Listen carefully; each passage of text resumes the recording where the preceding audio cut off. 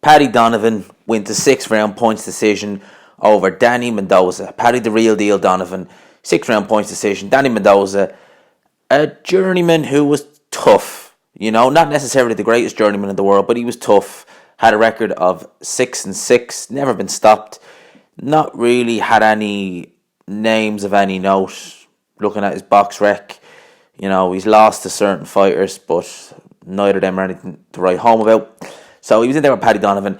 Paddy Donovan, to sum up his performance, I thought it was decent. He's only in his second fight. It's his second fight in a month. His first fight ended extremely quickly in the first round, and we never got a chance to see a real good look at how he is in the pros. We didn't get a chance to see how Andy Lee looks in the corner. We got that in this fight. I thought Paddy Donovan boxed very well.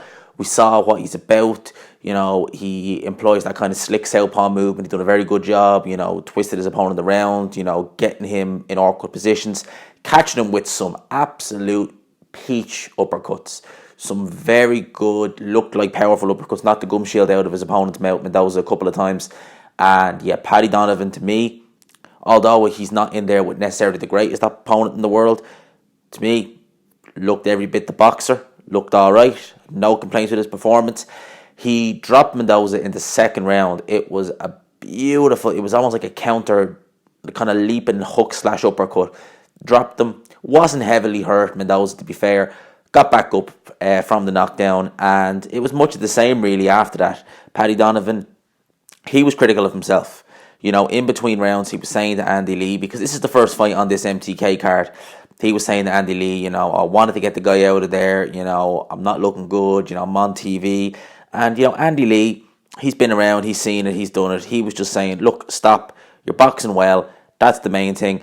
If the stoppage comes, it comes. Don't force it and don't worry about it. I think a lot of fighters, especially young fighters nowadays, they feel almost as if they need to, get that, 10-0 with 10 knockouts. Otherwise, or people say you can't punch this, that and the other. Look, I think that people are very reactionary nowadays when it comes to fighters. If you have one kind of, off night when you're up and coming, they write you off. To me, Paddy Donovan, although he showed a bit of power in this fight, don't get me wrong, he had the opponent buzzed a couple of times, he had him down. Even though he didn't show, devastating power, he showed good boxing skills, very good movement, very slick. He's with Bob Arum and he's with MTK, so we'll probably see him on a top rank show in the new year.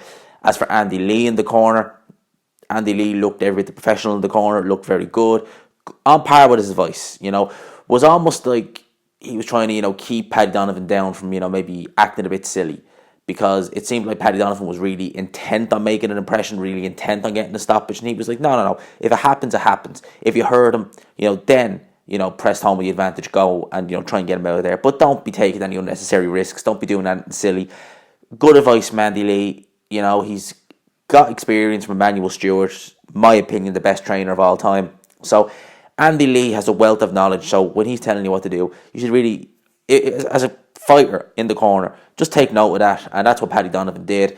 Come the 6th round, he really he knew he was in control, he took that round off, and that was really that. So I was impressed with Paddy Donovan in this fight. Like I said, I don't know the kid personally. I've known him through as a fighter, I've seen some of his amateur fights, I've seen him now as a pro. I'm very excited, I have to say. I'm very excited about what we have here in Paddy Donovan. I really do think that he could go and do something decent in the welterweight division. I'm more impressed with Paddy Donovan than I have been with other Irish prospects over the years. So, Paddy Donovan, definitely. And that's not to say we don't have good fighters, nor that we do. A lot of them don't get the exposure that Paddy Donovan gets. A lot of them, have to, wait 4 fights. Some of them may only have 3 fights in, 2 years. So, Paddy Donovan's in a very good position where he can be active. He looks the part, looks good in the ring. I think Bob Arum said he's the prettiest fighter he's signed since Muhammad Ali, so obviously he's getting a lot of acclaim from Arum. Paddy Donovan looks the good part. I'm very excited. I'll definitely be covering more of his fights in the future. Those are my thoughts on this. I hope you enjoyed the video. If you did, please leave a like. Subscribe for new, of course. And as always, I will talk to you after.